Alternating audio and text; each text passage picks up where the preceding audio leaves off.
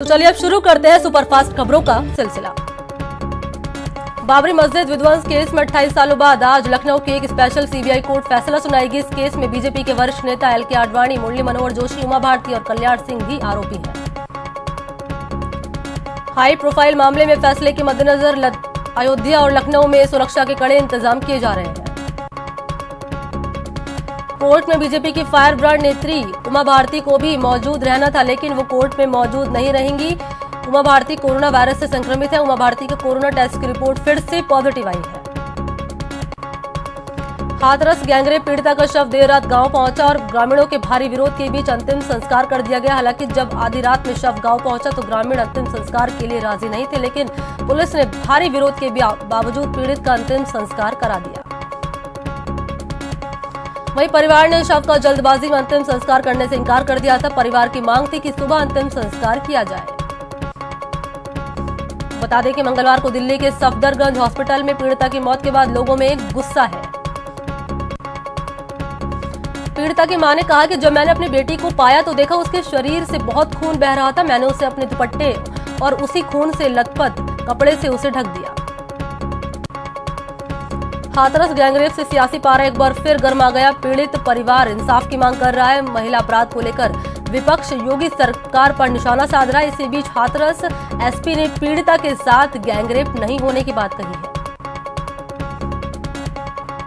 इस घटना को लेकर देश भर में आक्रोश है। घटना के विरोध में और दोषियों की कड़ी सजा दिलाने के लिए कांग्रेस पार्टी की ओर से मंगलवार को प्रदर्शन किया गया। दिल्ली महिला कांग्रेस के कार्यकर्ताओं ने मंगलवार को विजय चौक के पास प्रदर्शन किया और न्याय की मांग की। भीम आर्मी के चीफ चंद्रशेखर आजाद को पुलिस ने हिरासत में ले लिया। वो हाथरस गैंगरेप पीड़िता को इंसाफ दिलाने के लिए दिल्ली के सफदरगंज अस्पताल में धरने पर बैठे थे। हाथरस में दलित लड़की के साथ हुई गैंगरेप की घटना को लेकर बॉलीवुड स्टार्स में भी गुस्सा देखा जा रहा है। अक्षय कुमार, रितेश देशमुख, फरहान अख्तर और उर्मिला समेत कई सेलेब्स ने घटना को लेकर सोशल मीडिया पर अपनी नाराजगी जताई है।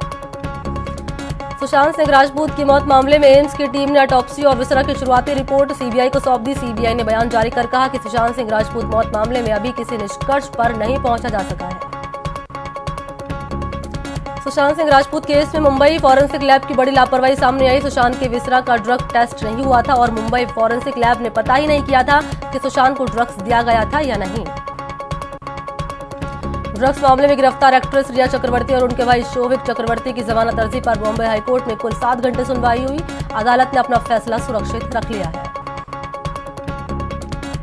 अभिनेता सुशांत सिंह राजपूत के मौत मामले में ड्रग्स एंगल की जांच करने वाले नारकोटिक्स कंट्रोल ब्यूरो के 20 अधिकारी और कर्मचारी कोरोना पॉजिटिव हो गए। रिपोर्ट आने के बाद अहमदाबाद, इंदौर, बेंगलोर और चेन्नई से एनसीबी के अधिकारियों को मुंबई बुलाया गया है।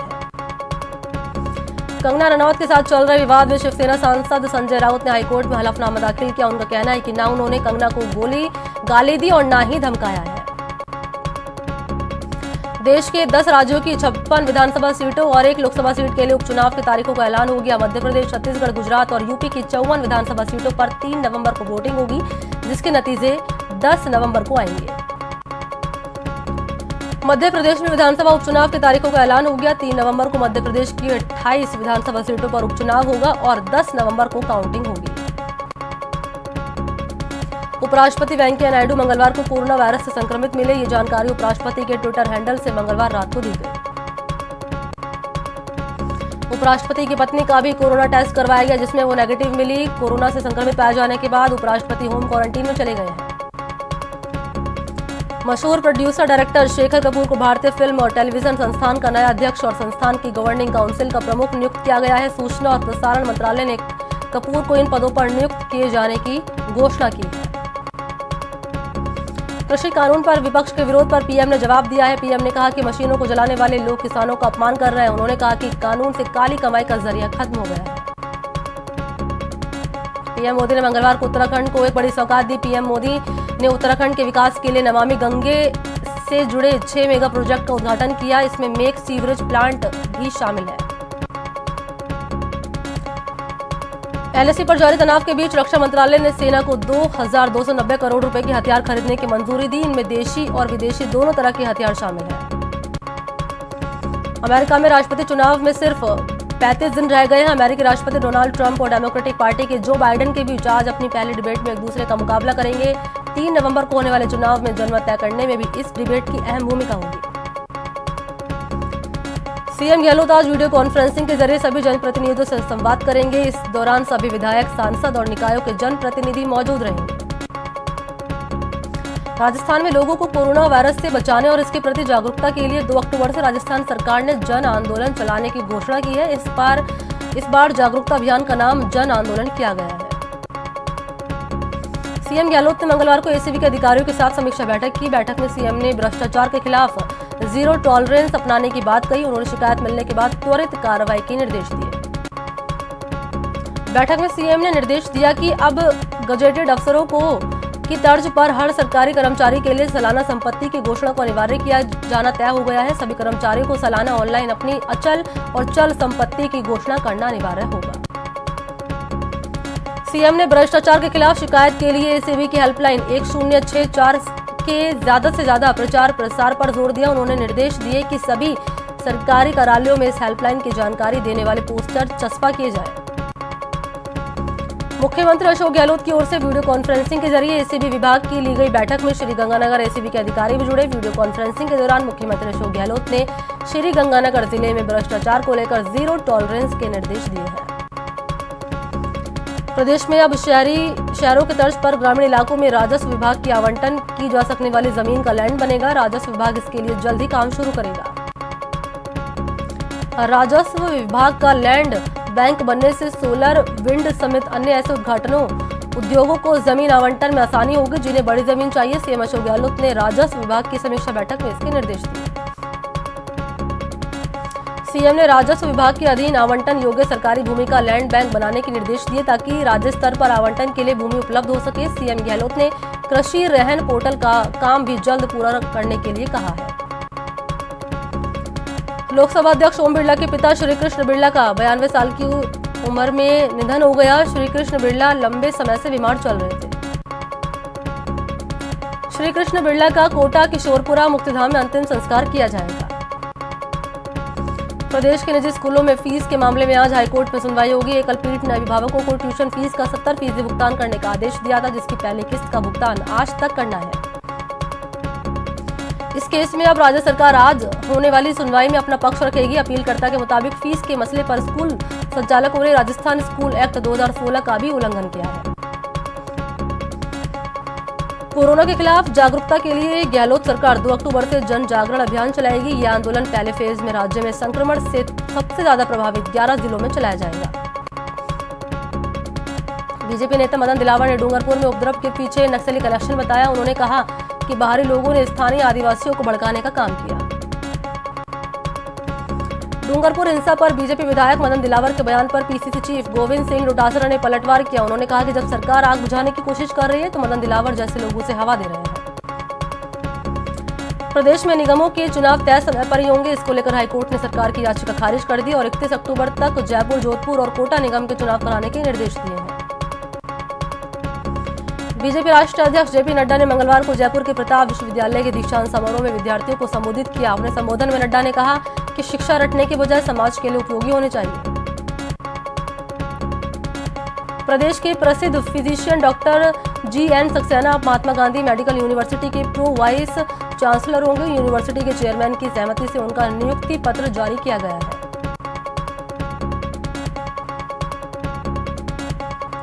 प्रदेश के 874 ग्राम पंचायत चुनाव के चौथे फेज के लिए आज नामांकन पत्र दाखिल किया जाएगा। दाखिल किए गए पत्रों की कल जांच होगी, जिसके बाद 10 अक्टूबर को मतदान कराया जाएगा।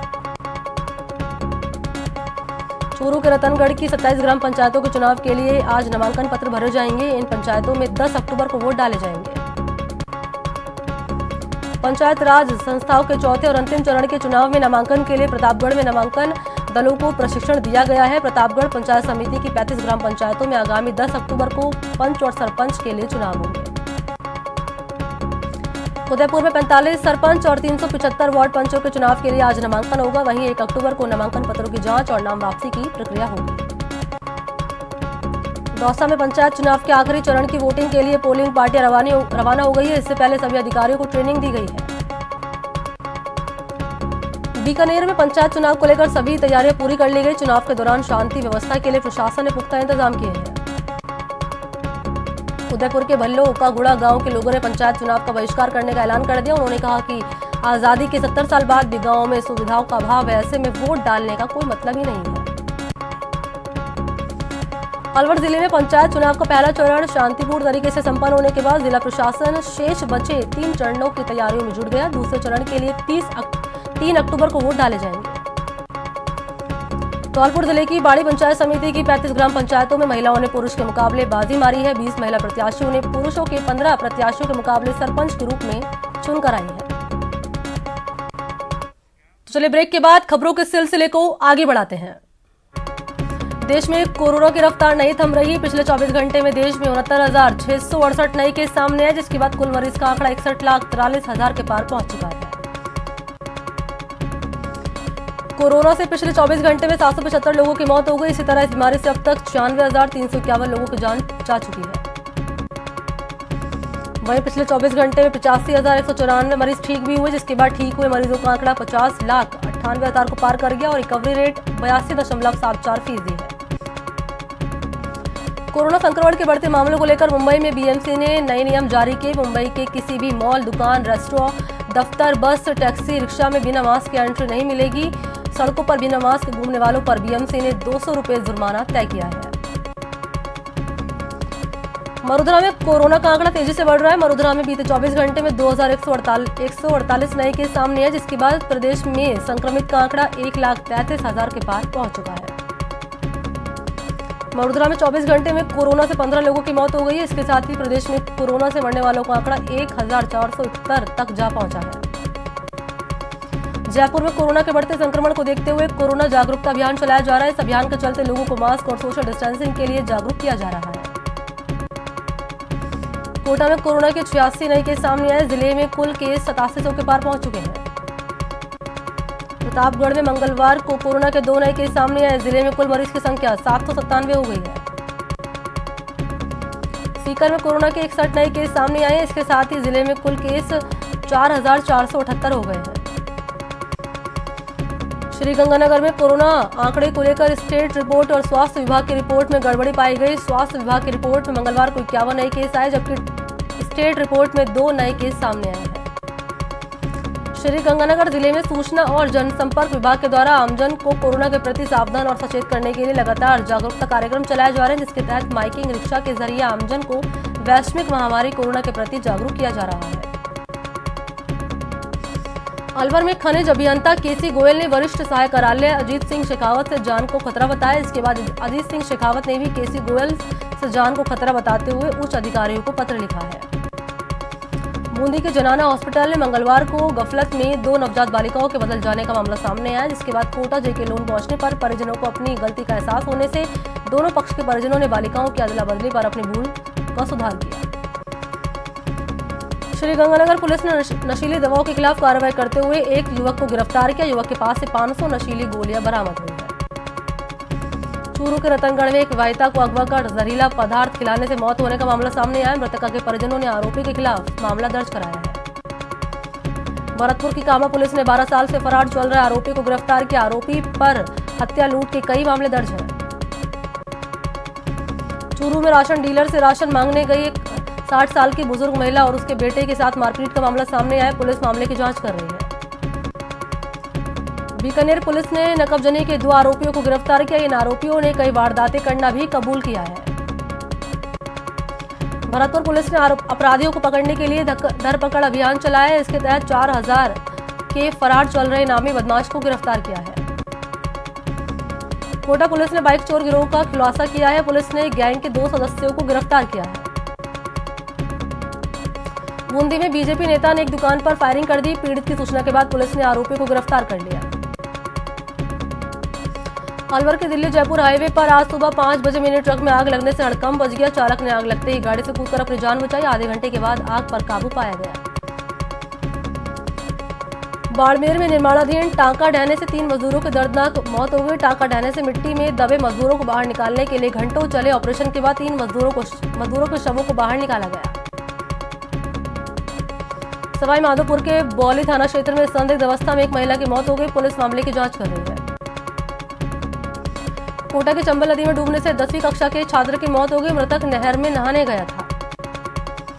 सिरोही में एक बेकाबू कार ने राह चल रही महिलाओं को कुचल दिया, जिसमें एक महिला की मौके पर मौत हो गई और दूसरी महिला को अस्पताल में भर्ती करा दिया गया है। तो चलिए इसी के साथ इस बुलेटिन में इतना ही। नमस्कार।